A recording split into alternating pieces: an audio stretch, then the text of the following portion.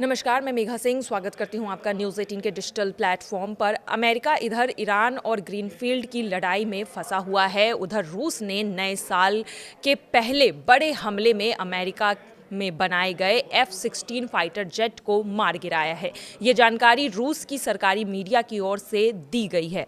सैन्य सूत्रों के मुताबिक रूस की सेना ने S-300 एयर डिफेंस सिस्टम की मदद से इस लड़ाकू विमान को निशाना बनाया था। रूसी सेना के कमांडर का कहना है और उन्होंने ही ये जानकारी देकर इस बात की पुष्टि की है कि उन्होंने F-16 फाइटर जेट को गिरा दिया है। इससे पहले मिसाइल से विमान को सबसे पहले नुकसान पहुंचाया गया और फिर दूसरी मिसाइल से उसे पूरी तरह से नष्ट कर दिया गया।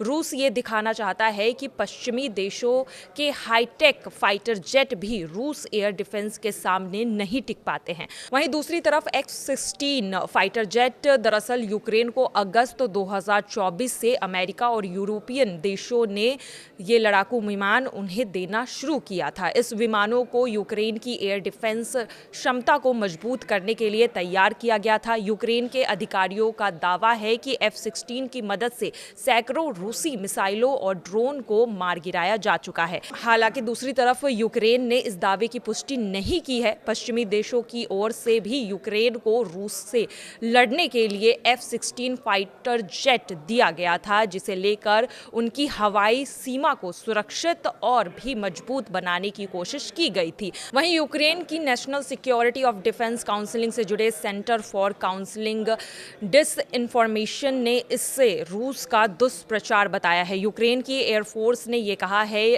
कि यूक्रेन एयरफोर्स का ये दावा है कि F-16 के पायलट अब भी एक्टिव है। बता दें कि F-16 लड़ाकू विमानों के यूक्रेन पहुंचने के बाद से ही वो यूक्रेनी हवाई सुरक्षा का एक अहम हिस्सा बन गई है। लेकिन एक तरफ जहां रूस ये दावा कर रही है कि उन्होंने F-16 फाइटर जेट को मार गिराया है, तो वहीं दूसरी ओर यूक्रेन ने इस दावे को सिरे से खारिज कर दिया है।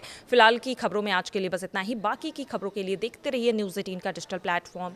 धन्यवाद।